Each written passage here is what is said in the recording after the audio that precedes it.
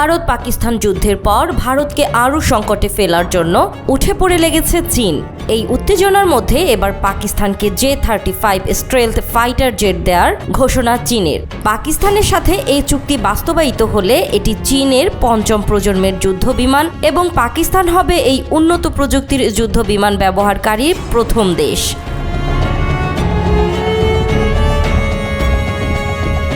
চলতি বছরের আগস্ট নাগাদ চীনের থেকে পঞ্চম প্রজন্মের J-35 এর প্রথম ব্যাচ হাতে পাবে পাক বিমান বাহিনী, যার ফলে পাকিস্তানের বিমান সেনাদের বহরে যোগ হবে আকাশ কাঁপানো J-35 যুদ্ধ বিমান। বেইজিং এর কাছ থেকে এই ধরনের মোট 40টি J-35 স্টেলথ ফাইটার জেট সংগ্রহের পরিকল্পনা করেছে পাকিস্তান।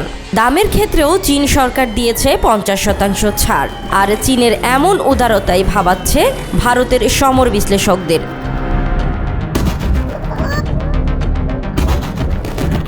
গত ডিসেম্বরে J-35 যুদ্ধ বিমান কেনার আভাস দিয়েছিল পাকিস্তান। এছাড়াও 2027 সালের আগে এমন যুদ্ধ বিমান হাতে পাওয়া যাবে না বলেও জানিয়েছিল চীন। তবে 2 বছর আগেই পাকিস্তানের বিমান বাহিনীতে যোগ হচ্ছে এই অত্যাধুনিক যুদ্ধ বিমান। এমনকি পাকিস্তানের পাইলটরা J-35 চালানোর প্রশিক্ষণ নিচ্ছে চীনে।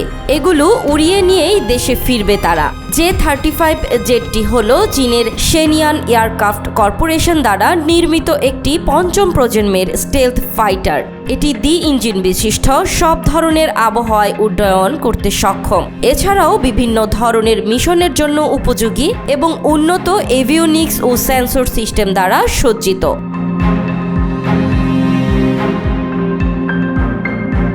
এই চুক্তি পাকিস্তান ও চীনের মধ্যে দীর্ঘদিনের সামরিক সহযোগিতার একটি নতুন অধ্যায় সূচিত করতে পারে। চীনকে ইতোমধ্যে পাকিস্তানের প্রধান অস্ত্র সরবরাহকারী দেশ বলা যায়। এদিকে ভারতের জন্য পাকিস্তানের এই যুদ্ধাস্ত্রের উন্নয়ন একটি নতুন চ্যালেঞ্জ হিসেবে দেখা দিয়েছে। ভারত বর্তমানে ফরাসি রাফাল এবং রাশিয়ান সুখোই 30 MKI এর মতো ফাইটার জেট ব্যবহার করছে, তবে পঞ্চম প্রজন্মের ফাইটার জেটের ক্ষেত্রে এখনও পিছিয়ে রয়েছে।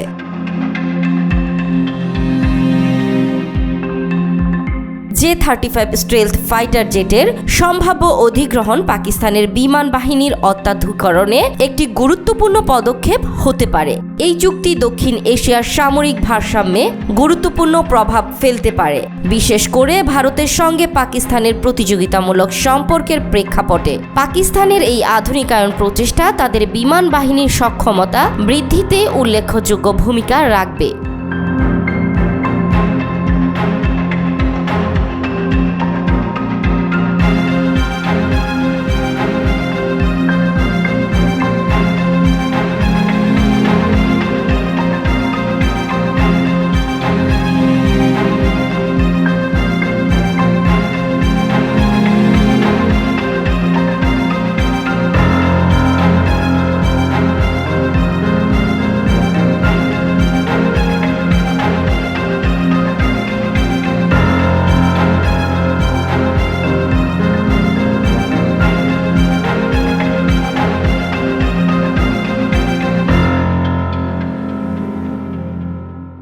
ফিলিস্তিনে ক্রমবর্ধমান ইসরায়েলি আগ্রাসনের প্রতিবাদে মুসলিম বিশ্বের ঘুম ভাঙতে শুরু করেছে। আন্তর্জাতিক রাজনীতির বাতাসে ভেসে বেড়াচ্ছে এমনই গুঞ্জন, সমগ্র মুসলিম বিশ্ব সত্যিই যদি সংঘবদ্ধ হয়, নেতানিয়াহুকে গুঁড়িয়ে দেয়া মাত্র কয়েক ঘন্টার বিষয় হয়ে উঠবে।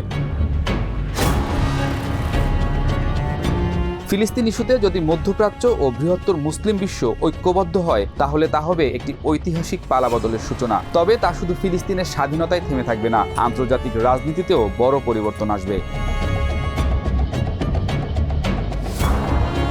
মুসলিম দেশগুলোর সম্মিলিত কূটনৈতিক অবস্থান ইসরায়েলের উপর চাপ বাড়াবে, যা ফিলিস্তিন রাষ্ট্রের স্বীকৃতির দাবিকে আরো জোরদার করবে। মুসলিম দেশগুলো চাইলে তাদের অর্থনৈতিক ও খনিজ সম্পদের শক্তিকে রাজনৈতিক অস্ত্র হিসেবে ব্যবহার করতে পারে। 1973 সালের মতো যদি সারা বিশ্বে তেল সরবরাহে নিয়ন্ত্রণ আরোপ করে ইসরায়েলি কোম্পানির সঙ্গে বাণিজ্যিক সম্পর্ক ছিন্ন বা বর্জনের নীতি গ্রহণ করা হয়, তবে পশ্চিমা দেশগুলোতে সরাসরি চাপ সৃষ্টি করা সম্ভব। এতে ইসরায়েলের অর্থনীতি ক্ষতিগ্রস্ত হবে এবং আন্তর্জাতিক মিত্রতা নিয়ে প্রশ্ন উঠতে পারে। যদি মুসলিম বিশ্বের এই ঐক্য সামরিক সমন্বয়ের দিকে অগ্রসর হয়, তাহলে ইসরায়েলের প্রতিরক্ষা কৌশলে বড় ধরনের পরিবর্তন আনতে হবে। এই ধরনের চাপ ইসরায়েলের উপর শুধু যুদ্ধক্ষেত্রে নয়, কূটনৈতিক পর্যায়েও গভীর প্রভাব ফেলবে। ফিলিস্তিন ইস্যুটি মুসলমানদের ধর্মীয় আবেগ ও ঐক্যের কেন্দ্র। জেরুজালেমের আল আকসা মসজিদকে কেন্দ্র করে মুসলিম বিশ্বে ব্যাপক সংহতি সৃষ্টি হয়েছে, ফলে এটি ইতোমধ্যেই রাজনৈতিক দাবি ছাড়াও একটি নৈতিক ও ধর্মীয় দাবিতে রূপান্তরিত হয়েছে। তবে অভ্যন্তরীণ স্বার্থ, পশ্চিমা মিত্রতা ও গোপন চুক্তি এই ঐক্যের পথে বড় বাধা, যার বাস্তবায়ন নির্ভর করছে সৌদি আরব, ইরান এবং তুরস্কের পারস্পরিক বোঝাপড়ার উপর। এই পরিবর্তিত পরিস্থিতি ধর্মীয় নেতৃত্বে বড় ভারসাম্য আনতে পারে। যদিও অনেক মুসলিম দেশের অভ্যন্তরীণ রাজনৈতিক স্বার্থ, পশ্চিমা মিত্রতার উপর নির্ভরতা এবং ইসরায়েলের সঙ্গে গোপন বাণিজ্য বা নিরাপত্তা চুক্তি এ ধরনের ঐক্যের পথে বড় প্রতিবন্ধকতা তৈরি করছে। তবুও যদি মুসলিম বিশ্ব কেবল বিবৃতি না দিয়ে কার্যকর পদক্ষেপ নেয়, তবে তা হতে পারে ফিলিস্তিনের স্বাধীনতার নতুন সূর্যোদয়। কিন্তু প্রশ্ন একটাই, এই ঐক্য কে গড়বে? সৌদি আরব, ইরান, তুরস্ক কি পারবে নিজেদের স্বার্থ পেরিয়ে এক হতে? আল আকসা মসজিদ শুধু পাথরের ভবন নয়, এটি কোটি কোটি মুসলমানের হৃদয়ের স্পন্দন। আর সেই স্পন্দন যদি জেগে ওঠে, কায়রো থেকে জাকার্তার রাস্তায় মানুষের ঢল নামে, তাহলে আর কোনো রাষ্ট্রের নীতি দিয়ে তা থামানো যাবে না। যদিও এখানে চ্যালেঞ্জ অনেক, আছে বহুমাত্রিক দ্বিমত, কিন্তু ফিলিস্তিন শুধু একটি দেশের নাম নয়, এটি মুসলিম বিশ্বের বিবেকের পরীক্ষা। কারণ ন্যায় বিচারে যখন দেরি হয়, অন্যায় তখন আরো হিংস্র হয়ে ওঠে। ফিলিস্তিনকে রক্ষা করা মানে শুধু ভূমি নয়, স্মৃতি এবং মানবতার সম্মান রক্ষা করা।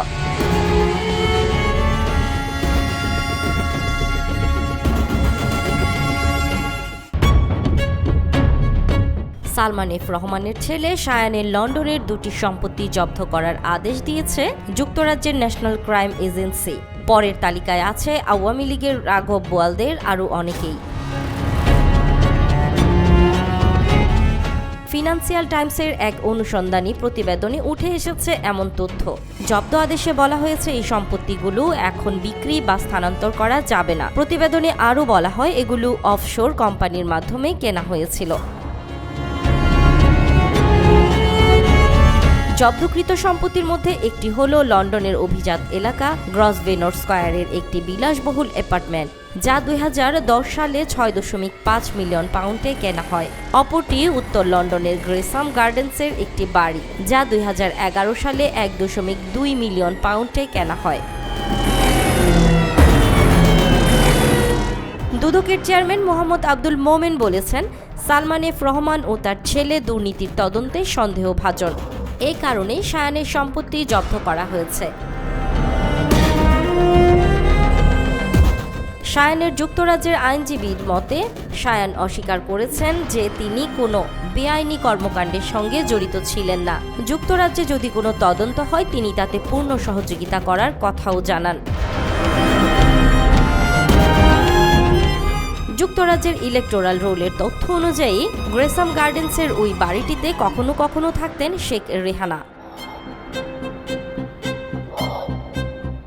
এছাড়াও প্রতিবেদন অনুযায়ী বাংলাদেশে বর্তমানে রাজনৈতিক অস্থিরতা চলছে এবং শত শত ব্যক্তির বিরুদ্ধে অভিযোগ তোলা হচ্ছে। আমরা আশা করি যুক্তরাজ্যের কর্তৃপক্ষ এই বিষয়টি বিবেচনায় নেবে। এই ঘটনা বাংলাদেশের রাজনৈতিক এবং অর্থনৈতিক পরিস্থিতির সঙ্গে সরাসরি সম্পর্কিত, যা আন্তর্জাতিক মহলের দৃষ্টি আকর্ষণ করেছে।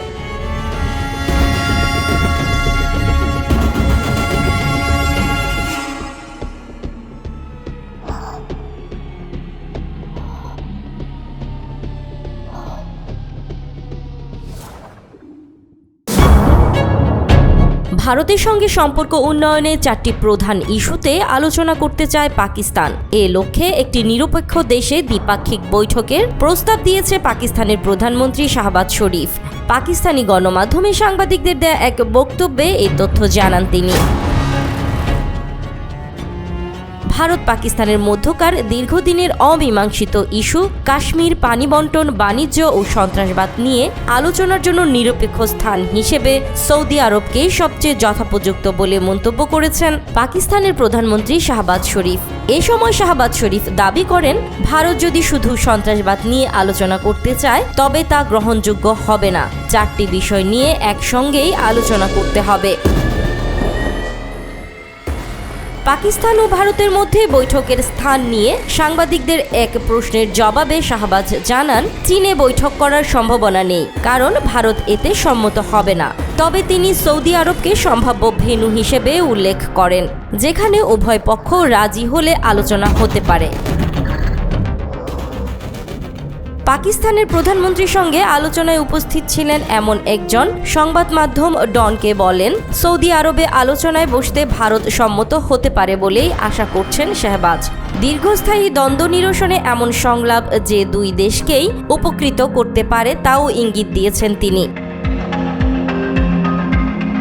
অন্যদিকে নেদারল্যান্ডস ভিত্তিক সম্প্রচার সংস্থা NOS-কে দেয়া এক সাক্ষাৎকারে ভারতের পররাষ্ট্রমন্ত্রী এস জয়শঙ্কর ভারত ও পাকিস্তানের মধ্যকার যুদ্ধবিরতিতে মার্কিন প্রেসিডেন্ট ট্রাম্পের মধ্যস্থতার কথা উড়িয়ে দিয়ে স্পষ্ট ভাষায় বলেছেন, ভারত ও পাকিস্তানের মধ্যে সাম্প্রতিক যুদ্ধবিরতির সিদ্ধান্ত সম্পূর্ণভাবে দ্বিপাক্ষিক সমঝোতার মাধ্যমে হয়েছে, কোনো আন্তর্জাতিক মধ্যস্থতার কারণে নয়, বিশেষ করে যুক্তরাষ্ট্রের কোনো হস্তক্ষেপ এতে ছিল না। জয়শঙ্কর আরও বলেন, পাকিস্তানের রাষ্ট্রীয় সন্ত্রাসবাদের বিরুদ্ধে ভারতের দীর্ঘদিনের উদ্বেগ রয়েছে এবং ভারত এ ধরনের হুমকির জবাবে কঠোর পদক্ষেপ নেয়ার অধিকার রাখে। 22 এপ্রিল ভারত নিয়ন্ত্রিত কাশ্মীরের পেহেলগাঁওয়ে এক হামলায় 26 জন নিহত হয়। এ ঘটনায় পাকিস্তানের মদত রয়েছে বলে অভিযোগ করে ভারত। এরপর পাকিস্তান ও পাকিস্তান শাসিত কাশ্মীরের 9টি স্থান লক্ষ্য করে অপারেশন সিন্দুর নামে হামলা চালায় ভারত। এতে বেশ কিছু মানুষ হতাহত হয়। জয়শঙ্কর জানান, 10 মে পাকিস্তানের সেনাবাহিনী হটলাইন মারফত যুদ্ধবিরতির প্রস্তাব দেয় এবং ভারত তাতে সম্মত হয়। তিনি বলেন, পাকিস্তান সেনাবাহিনীর প্রথমে জানায় তারা গোলাগুলি বন্ধ করতে প্রস্তুত এবং আমরা সাড়া দেই। অন্যান্য দেশ যেমন যুক্তরাষ্ট্র এই পরিস্থিতি নিয়ে উদ্বেগ প্রকাশ করেছিল এবং উভয় পক্ষকে ফোন করেছিল। তবে যুদ্ধবিরতিতে সম্পূর্ণভাবে দিল্লি ও ইসলামাবাদের মধ্যকার বিষয় বলেই দাবি জয়শঙ্করের।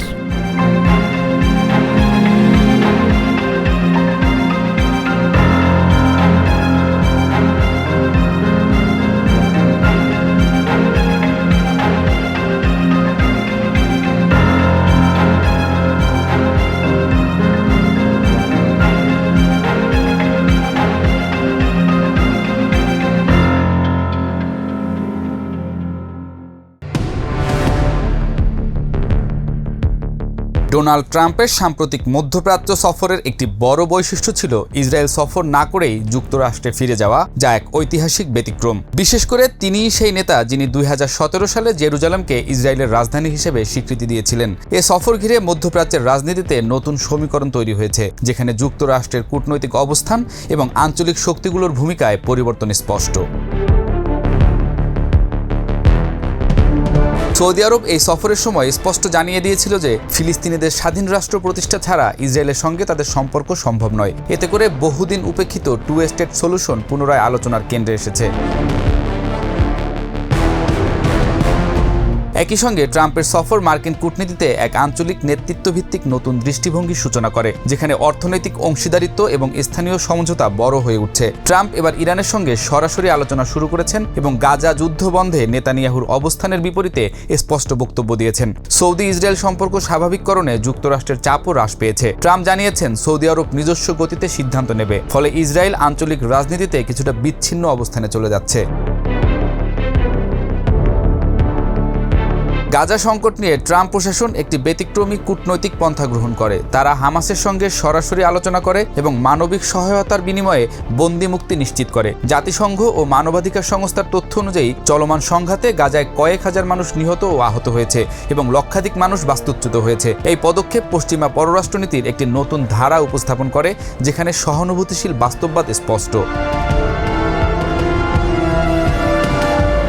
ইরানের সঙ্গে নতুন একটি পারমাণবিক চুক্তির আলোচনা শুরু করেছে ট্রাম্প প্রশাসন, যা পূর্ববর্তী চুক্তির একটি পরিমার্জিত সংস্করণ। এই চুক্তির আওতায় ইরান সীমিত ইউরেনিয়াম সমৃদ্ধকরণ চালিয়ে যেতে পারবে এবং এর বিনিময়ে নিষেধাজ্ঞা শিথিল করা হবে।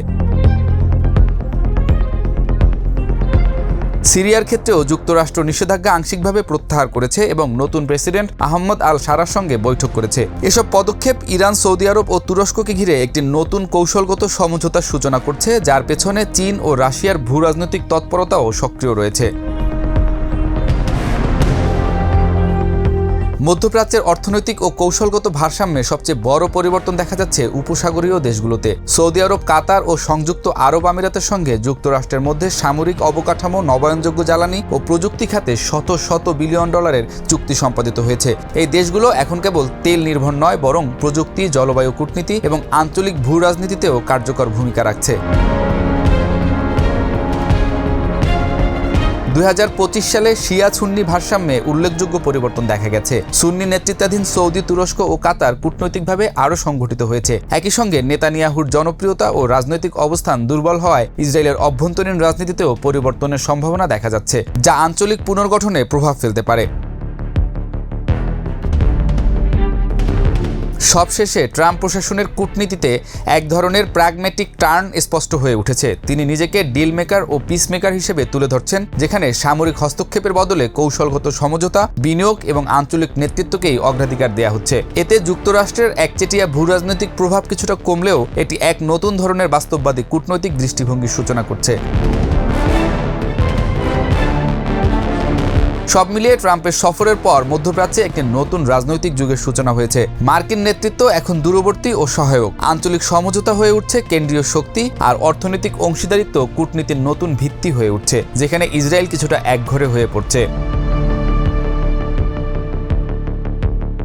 সৌদি আরব ও উপসাগরীয় দেশগুলো আঞ্চলিক স্থিতিশীলতার নতুন চালক হিসেবে আবির্ভূত, আর যুক্তরাষ্ট্রের নীতি এখন অনেক বেশি বাস্তববাদী, নমনীয় ও কৌশলগত। গাজা সংকটে মানবিক বিপর্যয়ের পাশাপাশি মধ্যপ্রাচ্যের রাজনৈতিক কাঠামোতেও এক অভূতপূর্ব পরিবর্তন সূচিত হয়েছে। নেতানিয়াহুর কৌশলগত ভবিষ্যৎ এখন অনিশ্চিত।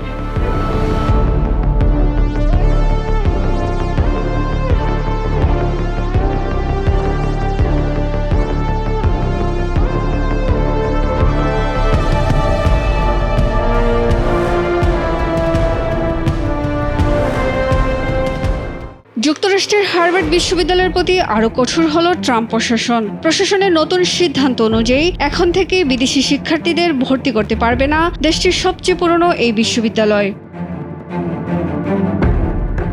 দেশটির স্বরাষ্ট্র মন্ত্রণালয়ের এক বিবৃতিতে বলা হয়, হার্ভার্ড আর কোনো বিদেশি শিক্ষার্থীকে ভর্তি করতে পারবে না। আর বর্তমানে যেসব বিদেশি শিক্ষার্থী ভর্তি রয়েছেন তাদের অবশ্যই স্থানান্তর করতে হবে, না হলে তারা আইনগত বৈধতা হারাবেন।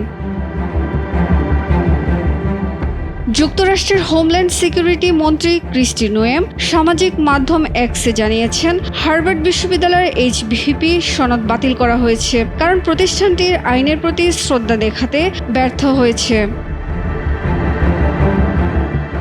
তিনি বলেন, এই সিদ্ধান্ত দেশের সব বিশ্ববিদ্যালয়ের জন্য সতর্কবার্তা হয়ে থাকবে। অন্যদিকে হার্ভার্ড প্রশাসন এই পদক্ষেপকে আইন বহির্ভূত বলে উল্লেখ করেছেন। বিশ্বের 140টারও বেশি দেশ থেকে আসা শিক্ষার্থী ও গবেষকরা আমাদের ক্যাম্পাসকে সমৃদ্ধ করেন। তাদের উপস্থিতি শুধু হার্ভার্ড নয়, যুক্তরাষ্ট্রের জন্য গুরুত্বপূর্ণ। এদিকে 2023-24 শিক্ষাবর্ষে হার্ভার্ডে ভর্তি ছিল 6,700 জনেরও বেশি আন্তর্জাতিক শিক্ষার্থী, যা বিশ্ববিদ্যালয়ের মোট ছাত্র সংখ্যার 27%। এই সিদ্ধান্তে তাদের ভবিষ্যৎ অনিশ্চিত হয়ে পড়েছে। হতাশ হয়ে পড়েছেন শিক্ষার্থীরা। এর আগে চলতি বছরের এপ্রিল মাসে ট্রাম্প প্রশাসনের বিরুদ্ধে মামলা করার ঘোষণা দেয় হার্ভার্ড প্রশাসন, কারণ যুক্তরাষ্ট্র প্রশাসন বিশ্ববিদ্যালয়কে একটি দীর্ঘ দাবির তালিকা পাঠায়, যাতে নিয়োগ, ভর্তি ও পাঠদানের ধরন বদলে অ্যান্টিসেমিটিজম মোকাবেলার দাবি জানানো হয়। পরে হোয়াইট হাউস দাবি করে এটি ভুল করে পাঠানো হয়েছিল। এছাড়া হার্ভার্ডের টেক্স ছাড় সুবিধা বাতিল ও সরকারি গবেষণা অনুদান বন্ধ করায়ও হুমকি দেয় ট্রাম্প প্রশাসন। এমনকি হার্ভার্ডকে গত 5 বছরের বিদেশি শিক্ষার্থীদের শৃঙ্খলা ভঙ্গ সংক্রান্ত নথি, ভিডিও, অডিও এবং ক্যাম্পাসে অবৈধ বা সহিংস কার্যকলাপের প্রমাণ 72 ঘন্টার মধ্যে জমা দিতে বলা হয়েছে। অবশ্য বৃহস্পতিবার ক্যালিফোর্নিয়ার এক ফেডারেল বিচারক ট্রাম্প প্রশাসনের এই সিদ্ধান্ত স্থগিত করে রায় দেয়। তিনি বলেন, যতক্ষণ না পুরো বিষয়টি আদালতে নিষ্পত্তি হচ্ছে ততক্ষণ বিদেশি শিক্ষার্থীদের ভিসা বাতিল করা যাবে না।